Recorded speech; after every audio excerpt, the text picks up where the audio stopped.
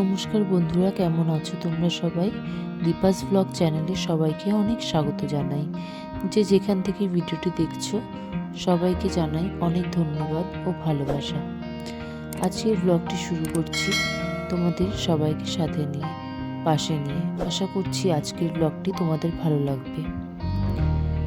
জীবনে অনেক কঠিন পরিস্থিতি, প্রতিকূল পরিস্থিতির সম্মুখীন হয়েছি। আজ আমি এই জায়গায়, এই পরিস্থিতিতে দাঁড়িয়ে আছি। নিজেকে অনেক লাকি মনে করি। আমি এই জায়গায় দাঁড়িয়ে নিজেকে আমি অনেকটাই লাকি মনে করছি বলতে পারো। ঈশ্বরকে অনেকটাই ধন্যবাদ আমাকে এই দিনটি উপহার দেওয়ার জন্য। প্রত্যেকটা দিনই যে আমার কাছে নতুন সূর্য দেখতে পাই, শুধু আমি নয়, প্রত্যেকটা মানুষ নতুন সূর্য দেখতে পায়, নতুন দিনের শুরু করে, সেটি আমাদের কাছে পরম পাওয়া। ঈশ্বরকে শত কোটি প্রণাম। এই পৃথিবীতে কত মানুষ আছে, কত কষ্ট করে দিন যাপন করে, সেই জায়গায় দাঁড়িয়ে আমি নিজেকে অনেক ভাগ্যবতী মনে করি, যেখানে আমার পুরো পরিবার আমার পাশে আছে, আমার সাথে আছে। অনেক সময় অনেক দুঃখ কষ্ট আসে, তখন আমি নিজেকে আবার নিজেই সান্ত্বনা দিই। আর আমি ভাবি যে পৃথিবীতে কত মানুষ কত কষ্ট করে বেঁচে আছে, কত কষ্ট করে জীবন কাটাচ্ছে, তবে ভগবান কাউকেই নিরাশ করেন না। সবাইকে সবার প্রাপ্যটুকু কিন্তু তিনি ফিরিয়ে দেন। যে যেরকম কাজ করবে সে সেরকমই কিন্তু ফল পাবে, সেটা ভালো হোক বা মন্দ। যেমন কাজ করবে সে সেই অনুযায়ী কিন্তু তার ফল ভোগ করবে। সেই ভগবানের হিসেবে খাতায় কিন্তু সবটাই তোলা থাকে। আমি মনে করি ভগবান আমাদের প্রত্যেক ছেলে মেয়ে উভয়কেই ভালো থাকার জন্য বাবা মায়ের পরে স্বামী বা স্ত্রী একে অপরের জীবনসঙ্গী করে পাঠায়, যাতে একে অপরের দুঃখ সুখ ভাগাভাগি করে নিতে পারে, আনন্দের সঙ্গে জীবনটা কাটিয়ে দিতে পারে। তার জন্য দরকার হয় না কোনো দামি উপহার বা দামি জিনিসপত্রের। সামান্য কম দামি জিনিস বা উপহার বা সামান্য ফুল দিলেই কিন্তু অনেকটা জীবনটা অনেকটা একে অপরের হাত ধরে সুন্দরভাবে কাটিয়ে দেওয়া যায়। খুব বেশি দামি উপহারের কিন্তু প্রয়োজনই হয় না।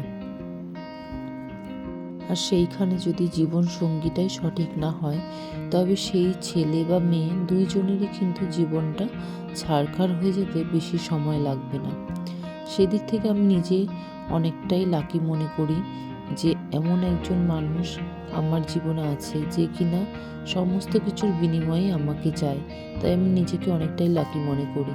আমার কাছে হয়তো অনেক কিছু কমতি আছে, অনেক কিছু নেই, তবুও কিন্তু আমি অনেক সুখী। তার কারণ দিনের শেষে আমার পাশে যে মানুষটা সবসময় থাকে, যে কোনো সমস্যা, ভালো সময় খারাপ সময়, আমি একজন মানুষকে সবসময় আমার পাশে পাই। সে সবসময় আমার সিচুয়েশনগুলোকে বোঝার চেষ্টা করে, আমি কোন পরিস্থিতিতে আছি সেটা বোঝার চেষ্টা করে, আমার পাশে থাকে। সেই জন্য আমি ভগবানের কাছে এবং তার কাছে, দুজনের কাছেই অনেকটাই কৃতজ্ঞ। নিজের জীবনের অনেক গল্পই কিন্তু আজকে আমি তোমাদের সাথে শেয়ার করে দিলাম। আর করতে করতে আমার ঘরের সংসারের অনেক কাজ কিন্তু করে ফেললাম। আর এদিকে রান্নাটাও কিন্তু আমার শেষ। আজকে লাউ চিংড়ি হচ্ছে, কাতলা মাছের ভাজা হচ্ছে, আর টকের আম দিয়ে টক ডাল হচ্ছে। খুব বেশি হেভি রান্না কিন্তু আজকে আমি করিনি, কারণ গরম দুদিন ধরে ভীষণ পড়েছে। আর এই গরমে যতটা লাইট খাবার খাওয়া যায় ততই কিন্তু শরীরের জন্য ভালো, শরীরের পক্ষে ভালো। তো এদিকটা রান্নাবান্না শেষ হয়ে গেছে আমার। মেয়ে স্কুলে যাবে, সেই জন্য ওকে রেডি করতে হচ্ছে। 10টা বেজে গেছে আর মেয়ে কিন্তু স্কুলে যাওয়ার জন্য রেডি হয়ে গেছে, কারণ সকালবেলা ওকে খাইয়ে ঠাইয়ে দিয়েছি আমি এদিকটা ওকে। আর ও ব্যাগটা গুছিয়ে নিজে রেডি হয়ে নিচ্ছে। তবে আমি ওকে সবসময় বলি যে নিজের কাজগুলো নিজে করতে শেখো, কারোর ওপর মানে ভরসা করে থেকো না যে কেউ তোমার কাজগুলো তোমাকে করে দেবে। তবুও বাচ্চা মানুষ তো, সবসময় তো আর হয়ে ওঠে না, ওর উপরই বা কত চাপ হবে। তো আজকের দিনটা ওকে একটু রেডি করিয়ে দিলাম আমি। আর এদিকে ও স্কুলের জন্য বেরিয়ে পড়ছে, তো ওকে টাকা সব গুছিয়ে দিলাম, কারণ ওই পারে যাবে ও, আর ও পারে গেলে নৌকো ভাড়াটা লাগে, তো ওই কারণে ওকে সমস্ত কিছু গুছিয়ে দিলাম। আর এদিকটায় দেখো গ্যাসটা আমি গ্যাসের যে ওভেনটা আছে সেটাকে আমি মুছে টুছে পরিষ্কার করে নিচ্ছি, কারণ হচ্ছে রান্না করতে গেলে তো তেল চিটে হবেই সমস্ত জায়গা, তো সেই জায়গায় যদি প্রতিদিন সার্ফ দিয়ে না ধোয়া হয় তো ওইটা তেল চিটে তেল কাস্ট হয়ে যাবে আর দেখতেও ভালো লাগবে না। তো ওই জন্য প্রতিদিনই প্রায় আমি চেষ্টা করি যে এই জায়গাগুলোকে ভালো করে মুছে টুছে পরিষ্কার করে রাখার। তবে কি হয়, এক এক দিন এমন হয় যে কাজের তাড়ায় সেগুলো রোজকার দিনে করে হয়ে ওঠা হয় না আর কি। তবে যখন সময় পাই তখনই আমি করি এই যেগুলো পরিষ্কার। গরমের জন্য একটুখানি কাজ করলেই খুব অস্থির লাগে, মানে শরীরটা টায়ার্ড লাগে, বেশি কাজ করা যায় না এত গরমে। তো জামা কাপড়গুলোকে ভিজিয়ে নিচ্ছি, একদিনে এত কাচবো না, কারণ হচ্ছে এত কাজকর্ম করে আবার অফিসে গিয়ে খুবই টায়ার্ড লাগে, কারণ তারপরে আর কোনো কাজ করতে ইচ্ছে করে না, কারণ এই রোদের গরমে খুবই শরীরটা খারাপ লাগে তখন। তো ওই জন্য নিজের ওপর খুব বেশি চাপ আমি দিই না, যতটুকু আমার শরীরে দেয় ততটুকুই আমি করার চেষ্টা করি।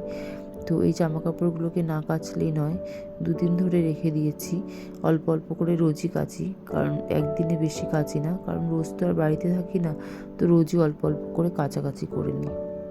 মাঝে মাঝে আমি যেটা করি, একেবারে জামা কাপড় কেচে ওগুলোকে ধুয়ে স্নান টান করে তারপরে ওগুলোকে আমি রোদে দিতে আসি।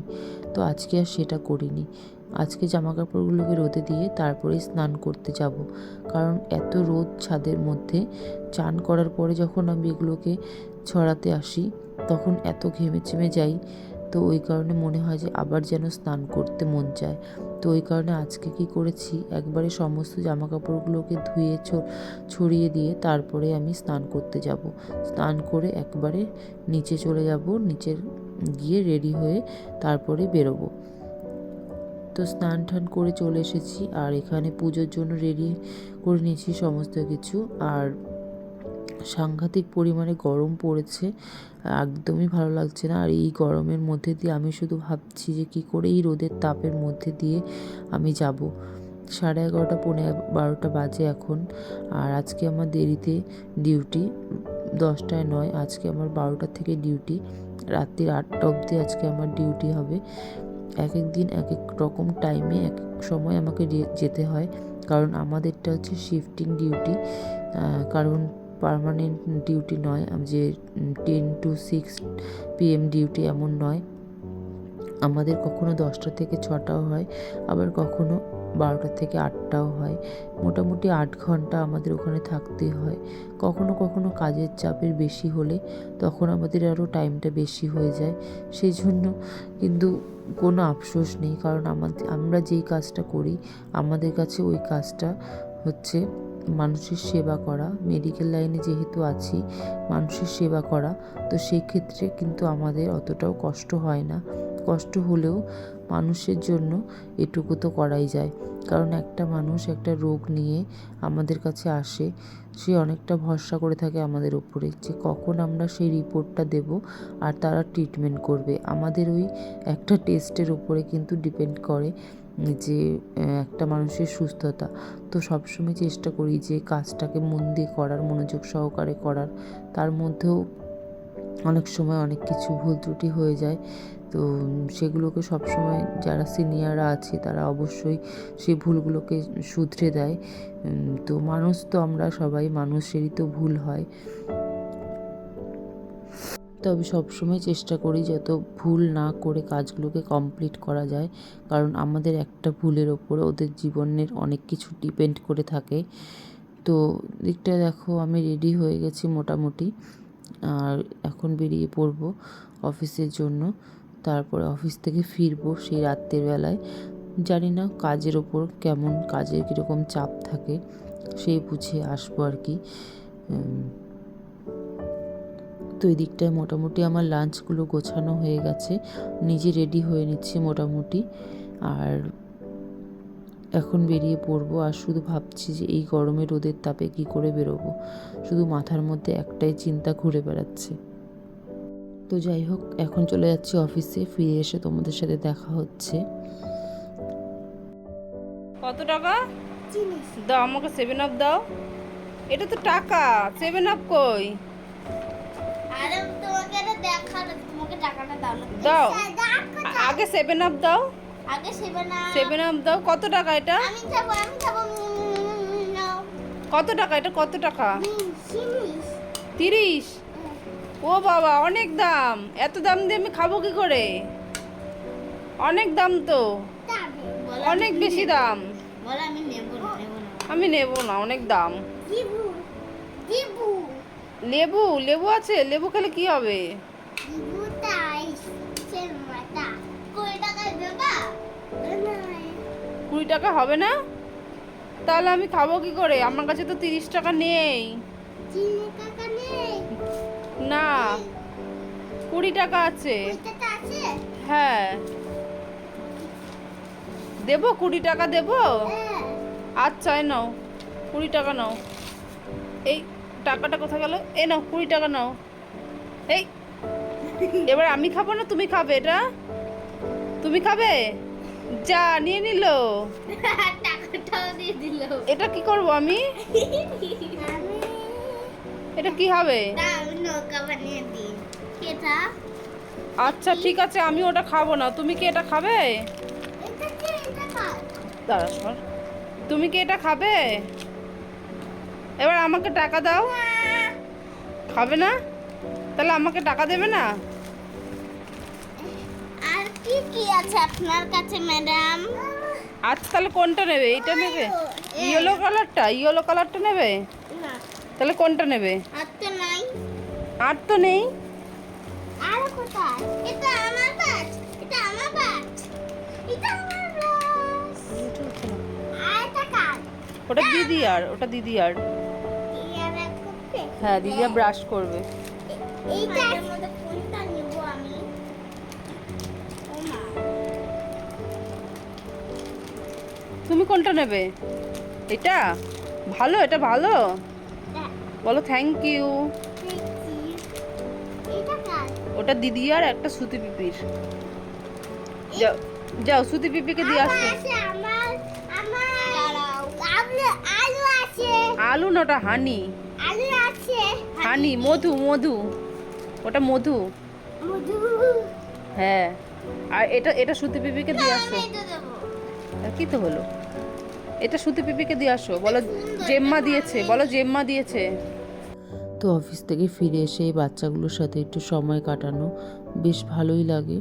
তো অফিস থেকে আসার পথে কয়েকটা খাবার দাবার নিয়ে এসেছিলাম, কারণ মেয়ে সন্ধেবেলায় করে বাড়িতে থাকে, আর ও বাড়িতে থাকলে এগুলো একটু একটু আধটু লাগে। আর এই দেখো আমি নিয়ে চলে এসেছি মিক্স সিড।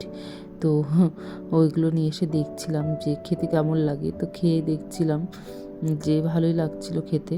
তো এগুলো আমি এনেছি যে সকালবেলার দিকটা একটু খাওয়ার জন্য, কারণ সকালবেলার দিকে ভাতটাকে যতটা অ্যাভয়েড করা যায় চেষ্টা করছি এখন যে এগুলোকে না খাওয়ার জন্য। তো কয়েকটা খাবার নিয়ে এসেছি, তো সেগুলোকেই আর কি খাবো সকালের দিকটায় করে।